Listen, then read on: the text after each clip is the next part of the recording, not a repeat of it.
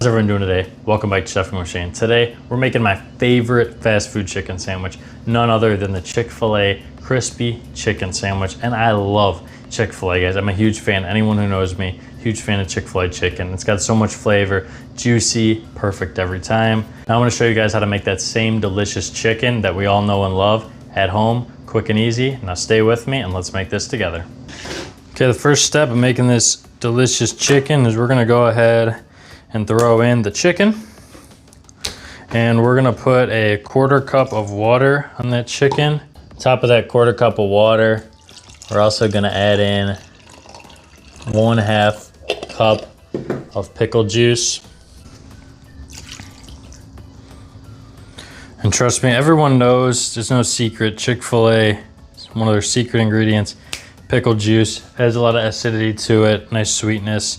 And so we're gonna let this soak in this pickle juice and water mixture for about half an hour. Could do longer, could do more, but half an hour is the bare minimum. So now we're gonna cover this up, throw it in the fridge for half an hour. All right, at this point, we're gonna go ahead and start working on our wet ingredients.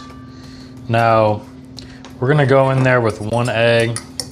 Gonna just twist that up. As well as a 1/2 cup of milk.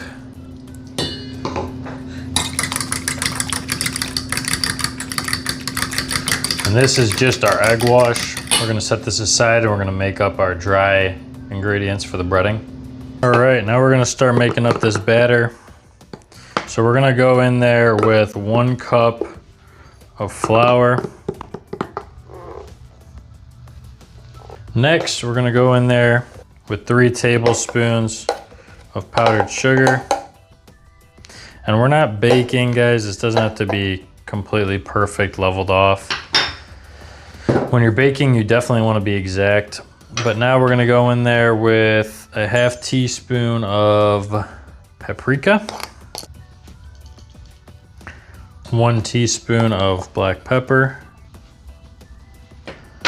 1/2 teaspoon of chili powder,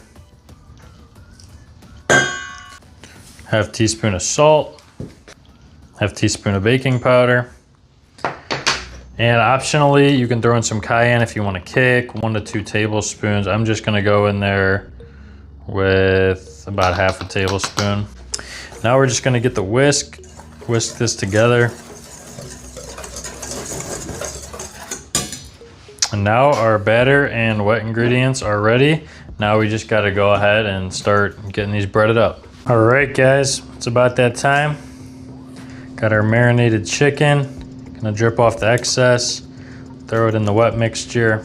Now we're gonna throw it in the dry mixture, and just gonna use 1 hand for the wet mixture, 1 hand for the dry mixture.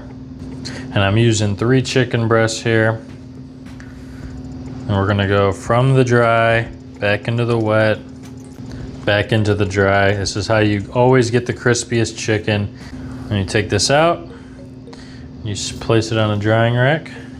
This batter, this breading has so many different flavors in there. So the key to good chicken, I've realized over my time, is that you got to get a little spice in there. If you don't get that paprika, you don't throw a little cayenne in there, it's not going to have much flavor. And you don't want to be cooking stuff and it having no flavor, guys. And last one. This is probably enough breading to maybe do 4 at the maximum.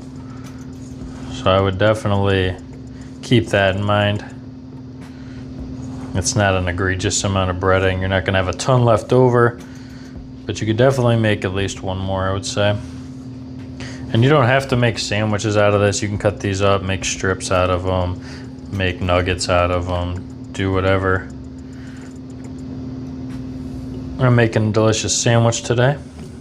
Just gonna tap that off, add the last one to the drying rack, and we're gonna go ahead and get this oil nice and hot so we can start frying these bad boys.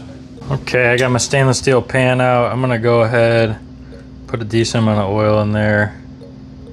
It looks good to me. We don't need to drench the whole piece of chicken in there. We're gonna go ahead, put that on medium low. You want this oil to get up to about between 325 and 375 degrees. So we're gonna put this, like I said, on medium low, let it heat up, test it. I'm gonna temp it with my thermometer, but you can use water test. And anyways, we gotta get this oil up nice and hot, start frying this chicken. All right guys, not gonna lie, we put one in there, kind of burnt it, a little overdone.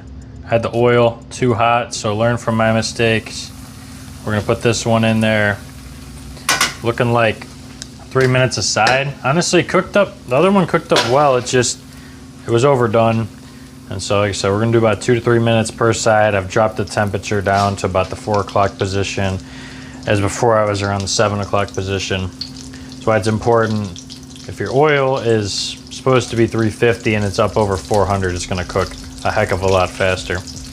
We're gonna watch this one real close and tight because it starts to cook up really quickly. All right, so it's been frying up for a couple minutes. We're gonna go ahead, flip her over. Much better, beautiful golden brown crust. The last one, honestly, was a little dark on there. And dark means dry, because that's what's gonna happen to your chicken. If you overdo it, it's gonna be dry, it's gonna be burnt, it's gonna be nasty. So we're gonna go ahead, we probably got another 2 minutes on this chicken. We're gonna temp it up, transfer it over to a paper towel, and we're gonna repeat the same process with my last piece.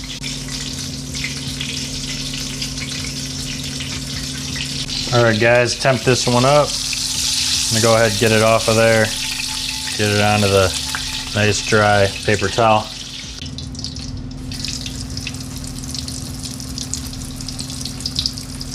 Chicken is frying up beautifully. Like I said, adjusted the stove down to 4 if you got the knobs, and it's cooking beautifully. You don't need to cook it super fast this way. And the best thing about the stainless steel is it stays consistently hot all around the pan, cooks super evenly. Got another couple minutes left and we'll start assembling these sandwiches. That's it, our last piece goes on the drying plate along with the other ones, and drop down the heat, let her be done, and you can continue frying if you want. Didn't take very long. These pieces are still nice and warm. Let's go ahead and assemble. While these are sitting here nice and warm, I'm gonna throw on a nice piece of provolone cheese. And the two that are gonna be the stars of the show. I got that one burnt one in the back, don't pay that no attention.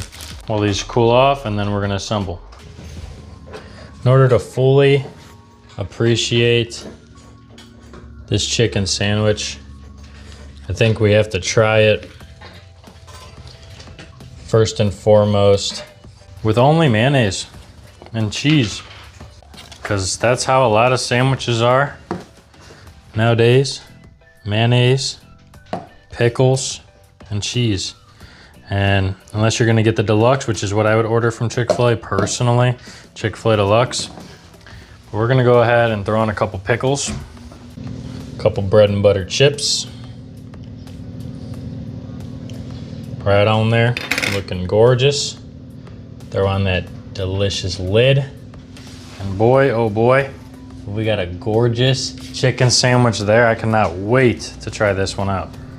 Take a look at that. This thing is hanging off both edges, hanging on for dear life. This thing looks amazing. I got some delicious brioche buns for these bad boys, because you cannot go cheap on the buns if you're gonna go ahead and make a delicious sandwich. So let's go ahead, take a bite. I'm sick of talking.